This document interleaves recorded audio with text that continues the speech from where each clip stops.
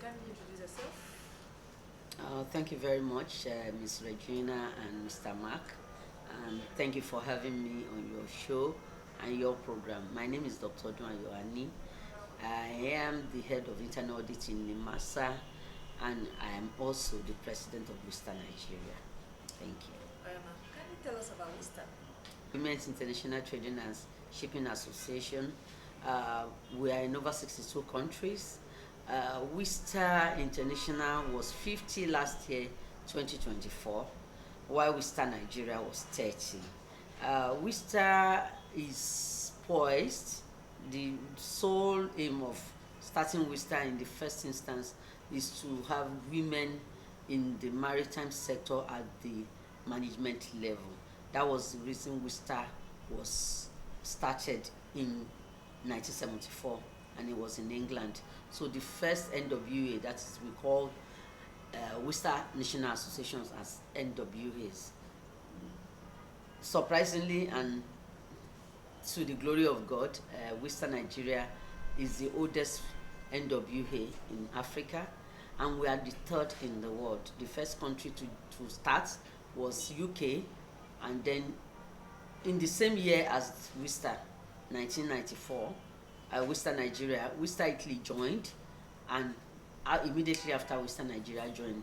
So in Cyprus, in October 2024, WISTA Nigeria was given a commemorative plaque to appreciate us for being there for these past 30 years.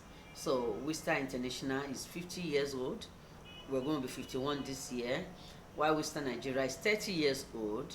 And like I said, we're the oldest female maritime association in the world and in Nigeria.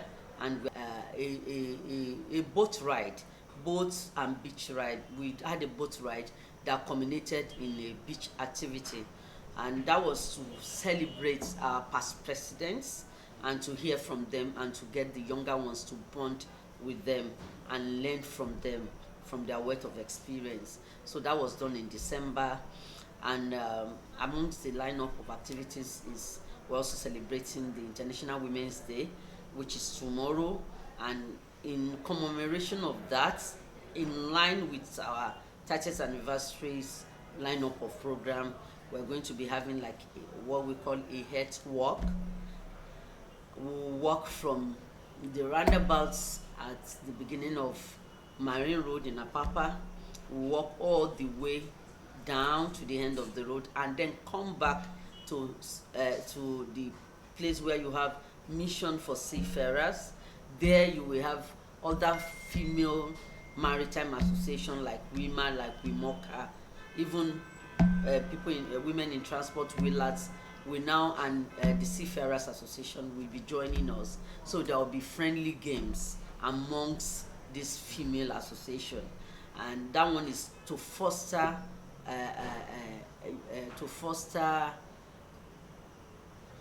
more friendliness, between us, inclusiveness. We want us to see ourselves as each other's keeper. We are sisters. We are not competing. We are just we are supporting each other. We are without any friction. So that one is to bring ourselves closer. Just collaboration, kind of, that we do together. But truth of the matter is, for all of those associations, most of their members are all WISTA members, because WISTA is the oldest female maritime association in this country and in Africa. The line WISTA Nigeria has done a lot to improve the lot of the women folk. We have a program which was called Adopt a Girl Child. Adopt a Girl Child was such that WISTA will go to the Man Honor, that's Maritime Academy of Nigeria Honor, and then adopt an indigent child who is brilliant, and then we'll pay for the school fees of that person and send the person even abroad to become a seafarer. And we have our poster child. Our poster child is now the vice president of WISTA Nigeria. Yes, she was sponsored by WISTA, and she was even sent abroad. And today she's a captain of a ship, and She works for Shell. So yes, her name is Captain Ididion. You don't shatter barriers by not being diligent. For you to get to where you are, for you to progress as a woman in a male-dominated environment, it is said usually that you have to do twice as much. So you have to be diligent, you have to be hardworking, you have to know your onions, and you have to also be focused. Because even if, assuming that somebody gives you a post on a platter of gold, you cannot give what you don't have. You understand? So you have to, and you have to be focused too. You have to be strategic as well.